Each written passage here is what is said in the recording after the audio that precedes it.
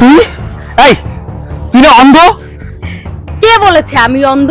আমি অন্ধ না, আমি সিআইডি অফিসার। মানে তাহলে তুই অন্ধ না? তুই এত সময় আমার সাথে অন্ধের নাটক করেছিস?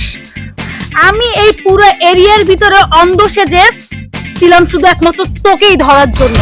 এটা তো জাস্ট আমার অন্ধ সাজার একটা নাটক। তুই কি ভেবেছিস ক্রাইম করে পার পেয়ে যাবি? না, সেটা কখনোই হবে না। আমি জানতাম তুই একদিন না একদিন ধরা পড়বি, তবে সেটা আমারই হাতে। ম্যাডাম ম্যাডাম প্লিজ আমাকে এবারের মতো ক্ষমা করে দিন। আমি আর কখনো এমন কাজ করব না। আমি সব ক্রাইম ছেড়ে দিব ম্যাডাম। একদম চুপ কর। তুই এই এলাকার সকল ক্রাইমের সাথে জড়িত, আর তোর মতো মানুষকে আমি ক্ষমা করব না।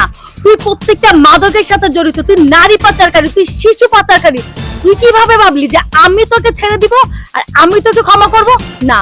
আর তোকে যদি আমি ক্ষমা করি তাহলে এই পুরো জাতির কাছে আমি অপরাধী হয়ে যাব। এই পুরো জাতি আমার উপরে ছিছি করবে। আমি তো তোর মতো সন্ত্রাসীকে ছাড়তে পারি না। ম্যাডাম আমাকে আর একটা সুযোগ দিন ম্যাডাম, আমি ভালো হয়ে যাব। আমি আমি সকল ক্রাইম ছেড়ে দিব। আমি ড্রাগ বিজনেস ছেড়ে দিব। আমি নারী পাচার করা ছেড়ে দিব। আমি আমি শিশু পাচার করা ছেড়ে দিব। একদম সবকিছু থেকে আমি ভালো হয়ে যাব ম্যাডাম প্লিজ। তুই যদি আর একটা কথা বলিস তাহলে এখানে আমি তোকে ক্রস ফায়ার করে দিব। চল আমার সাথে, তোর শ্বশুর বাড়ি নিয়ে খুব ভালোভাবে আপ্যায়ন করা হবে। চল চল বলছি।